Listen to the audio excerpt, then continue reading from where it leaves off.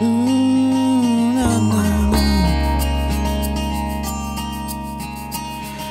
this one's been one that I've opened with for a while. Like, I go out and do a lot of solo gigs, whether it's acoustic or electric, but I go out there playing on my own. This is one that I always like to open up with because it gives me a chance to warm up my voice. To be honest, I really don't remember what key the original song's in. I haven't listened to it in that long. But I've ended up playing it in A with my guitar tuned down to E flat, so I've tuned down a semitone. I mainly do that because when I'm out there playing, I'm either doing 3 or 4 sets a night, and I do that 3 or 4 nights a week, and it can start to really make my voice tired. So I just tune down half a step to make it easier. The thing I really like about this progression is there's only 3 chords in it. It's A, D, and E, and D in the key of A. So it's a 1, 4, 5. Now it starts off with basically that A with the major 7th chucked in the original lick. The G sharp there is the major 7. So you've got that to the D, back to the A for the verses. So that leaves you a hell of a lot of room to move in terms of chucking things in over the top. Like you can basically do whatever you like with the chord structure over the top of it because there's a lot of room to breathe. And then when you hit the chorus, obviously it starts hitting that E to the D to the A, so it's a 5, 4, 1, resolving back to the 1. So there is a lot of room to move. One of the things that I really like to do on this piece is, on this arrangement, was I was thinking about really chucking something different in. So what I wanted to do was really throw the key center a little bit. The place I wanted to do it was at the end of the chorus, because we've got that still haven't found what I'm looking for. On that A, there's a lot of room there, and because the melody, the vocal melody is sustaining out, it leaves you a lot of room to actually change the throw the key a little bit. So what I basically did was I started using my modes to do this. So what I wanted to do was actually get that A starting off sounding like an A major sound, to actually become a Lydian. So a Lydian's got a sharp 4. Right, so you end up with a D sharp in the scale, which doesn't clash with the actual chord tones, which is really cool. However, it could make it a bit of an issue if I was still singing over the top of it. But the way I basically did it was then I was taking that taking a basic harmony. So I'm playing the tonic and the third there, and then usually if I was going to keep that in A and harmonise up the fretboard, I'd basically be going from the tonic to the 2nd to the 3rd, so for example. And then that's the 3rd there, the major 3rd, up to the 4th, up to the 5th. So together you'd end up with that. What I basically did was then take into account that sharp 4, instead of being there, the D, it would become a D sharp. And the next chord would remain the same. And I've actually used that open B and E string in that as well, to sort of make the harmony a little bit richer. And so because of that D sharp, it's basically creating a Lydian approach. So from a soloing perspective, when I get to the guitar solo bit, basically what I ended up doing was actually using that sharp 4 in the solo. So I'd start off by establishing the E, the A I should say, as the key. And then I immediately jumped into the Lydian, the A Lydian, which could also be seen as an E major scale, because the A Lydian is the 4th mode in the key of E.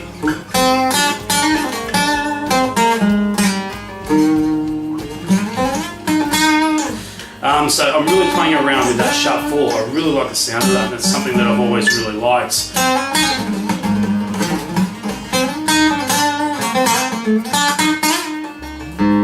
It really gives an unresolved sound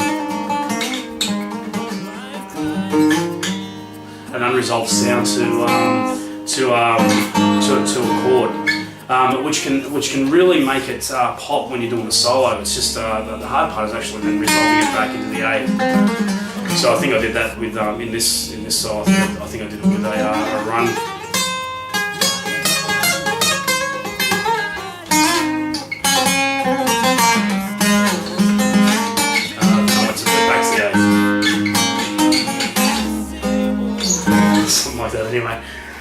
Some of the other things that I do in this piece is I played around also with the with throwing chords a little bit, throwing where that actually lands. So on those Ds especially, I used one of my favourites, harmony lines there.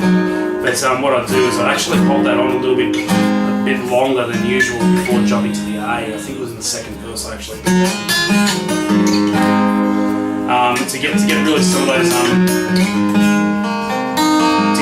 nice nice clashing on that D when the A comes in, so you get that unresolved sound. I really like that sound of chords which are really open and have a lot of non-standard notes in them. One of the other ones was in the chorus. I used something like that. I think it was basically playing in going up in an E major scale. High E string in the middle of there just to make it ring out a little bit. Alright, you picked up on that. Yeah, it is actually one of my favourite things to do when I'm playing acoustically, and I need a fast pull-off lick where I'm not hammering things on, because on an acoustic it doesn't really translate as well as a pull-off lick. So basically what I'm doing is it's based around an A in this case, and I'm starting with the B on the G string, pulling off onto the A, pulling off to the open G, and then jumping down to the D string, repeating the pattern. So it gives me the F sharp, the E and the D. And then I'll come back to the A string and start with a hammer with the C, I should say, with the second finger, hammer onto the C sharp, then up to the E to resolve to the A. Then finishing off with the chords.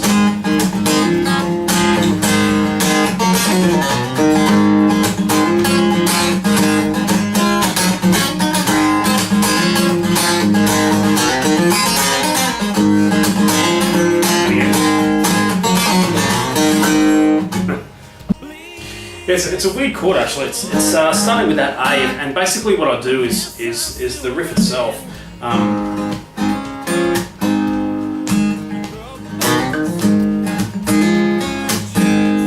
It's based around that, so it's just and back down again. Now it's basically an A suspended fourth, or that's the way that I think about it, because I'm adding I'm bringing that C sharp up to the D, so that's the fourth. No more third in the chord, so that becomes a sus4. And I'm actually adding the F sharp as well, so I'm actually hammering on, whenever I hammer on that fourth, I'm actually hammering on the sixth as well. So it'd be I suppose if you're looking for a name for it, it'd be an A6 suspended fourth, because I do like to keep that open A in the bass as well. And so it's one of those things that I like to do whenever I'm hitting a root 5 major chord or something that's based around that A open chord shape. I always tend to bring that sixth in, because I do like the sound of it more so than a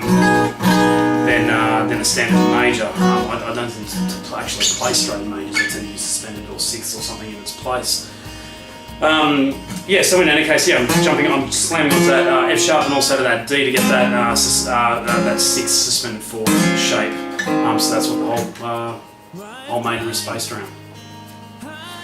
Believe it or not, it actually wasn't planned. On the recording, I actually had to play it, and then for the video shoot, I had to go and learn it, which wasn't overly fun.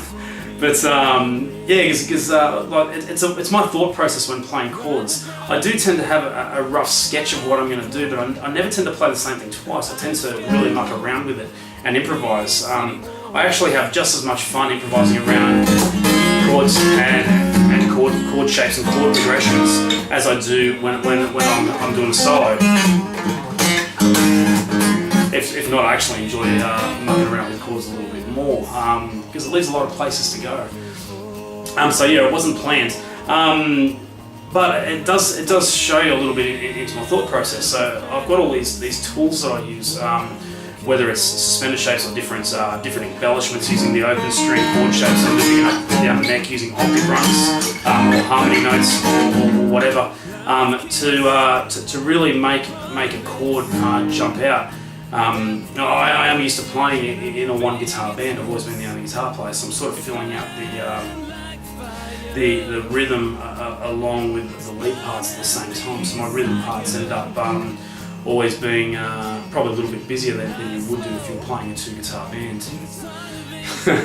I've actually got another couple that are in the mix, so hopefully I'll be doing these weekly. Time to mix, but there's the next one's a little. I'm not going to tell you what it is. It's a little bit of fun, but you're gonna have to wait and see.